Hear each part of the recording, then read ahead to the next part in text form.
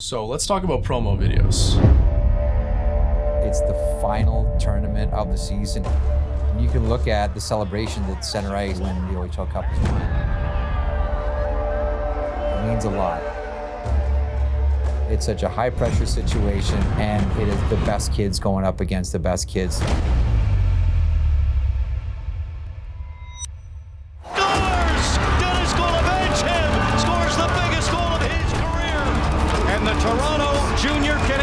Are the champions of the 2018 OHL Cup. They score!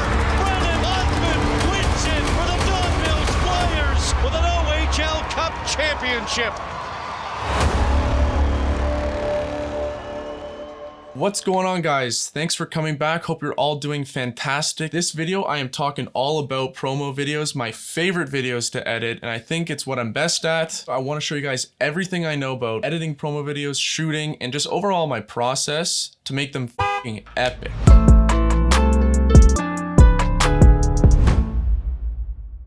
So at the beginning of this video, I showed you an example of a promo video I did for this upcoming tournament this year for a client of mine, the Greater Toronto Hockey League. I've been working with these guys for a few years now, and they wanted some sort of promo video. They wanted something that built tension, they wanted something that was epic, and they wanted something that created some sort of anticipation around this event. Obviously, I said yes, I edited the video, and personally, I think this is one of my best videos I've ever made and my favorite. So I want to take you guys through the 5 steps that I took to make this video, and hopefully you can learn a thing or two. So my first step for you guys is come up with a solid concept. For this video, I specifically nailed on past years. I wanted to show people what they've been missing out on. So what I did is went looking for old broadcast footage of prior games from like previous years of epic moments I wanted to share. I've been working for these guys for a few years. I've shot a couple of these final games. So I went through that old footage of mine and saw what I had there to, tell the story of past events, showing people what they're missing. But it doesn't necessarily mean you have to do the past. Sometimes you can just show the present, like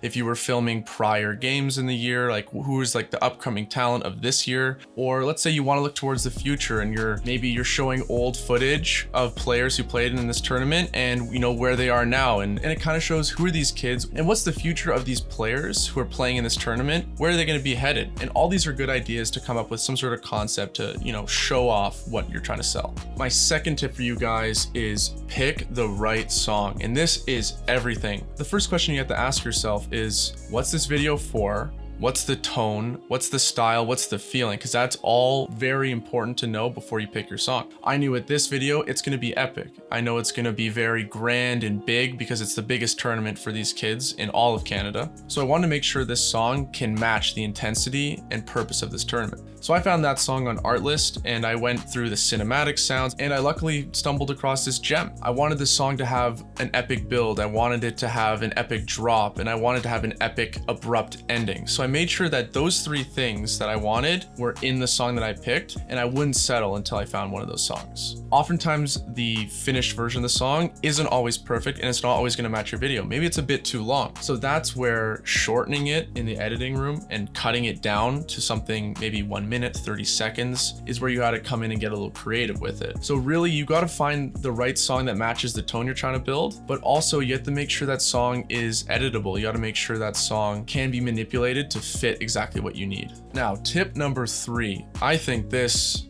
along with this song, is extremely important. Build context. What are the people watching? What is the reason they should be watching? What is the reason that it's important? I was very lucky that we ended up for a different video interviewing a Sportsnet broadcaster, Jeff Merrick. Lovely interview, amazing guy. And luckily we asked a little bit about the OHL Cup, just on, an off question. Maybe we thought in the future we would use it, and hey, look at this, we did. So he kind of talks about what the tournament means, the celebrations on the ice. He raised the stakes and really let everyone know that this tournament is no joke. This tournament is everything to these kids. It helps us enter that video with like extra contents and extra suspense and like feeling like, oh, this is an epic tournament. Sometimes you get the interview, that's okay. Sometimes it might be from the radio, it's from, if you're promoting some project, maybe it's voiceover or like some sort of audio from like Shark's Den if they were on there, or some sort of voice is gonna add that much more to your edit. And a more subtle note about voiceover is you don't want it all coming out at once. As you can see in the video, there was a time where you hear him come in on the beat beat, and then on another beat, there's no voice. And then another beat, there's voice, and then no voice. And I've spaced them out so that you're associating those powerful statements with the powerful footage. And that's so important. And the reason I put them at the beginning of the video is because the video is slowly building up, it's getting a bit faster. So he kind of helped me like set the stage, create some exposition, and create tension as we go into that hard montage of the entire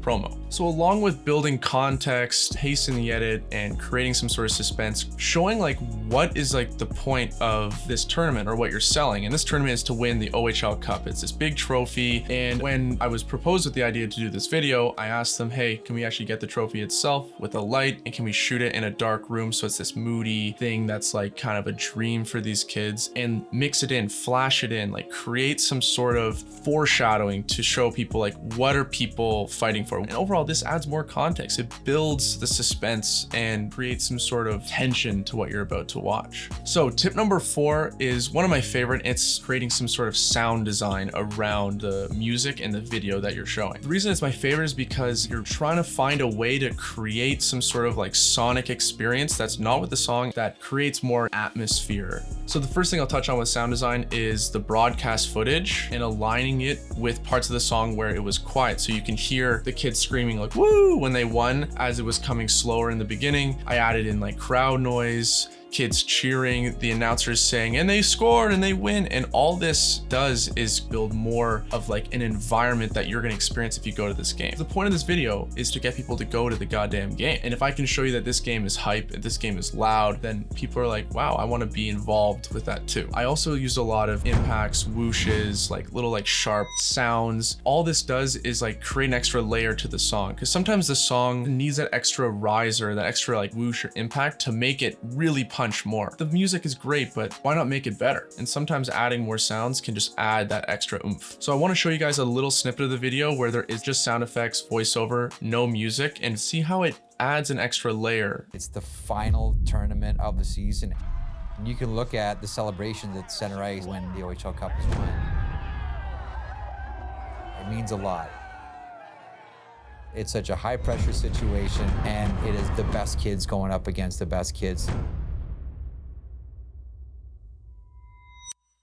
All right, so step 5 is color grading. And this is very similar to sound design, where you want to create a sonic mood. With color grading, it's the opposite. It's visual mood. It's you're creating some sort of tone and style that visually matches with what the tone of the video is. So in this video, I wanted to go dark and moody. So I bumped up the contrast. I brought in heavier blacks, drop the shadows. So after I made those corrections, I wanted to add a grade that was a bit more dark, is a bit more moody, and also had this like old style look to it, because I just think that it matched the song. And it's not so much a hard rule that you'll just know when to use it, where to use it. It's very much like, what do you feel like is a look that's gonna match your video? For me, I like the dark tones. I like the browny oranges. I like just that rustic, raw, like gritty look. So like I did with sound design, I wanna strip away the color grade, and I want to show you what it was like before and what it's like after, and you guys let me know what you think. It's the final tournament of the season. And you can look at the celebration at center ice when the OHL Cup is won. It means a lot. All right, guys, that's my 5 steps to making a promo video an absolute banger. Please, if you enjoyed the video, make sure to like, subscribe. I appreciate all the love you guys give, and I'll see you next week. All right, peace.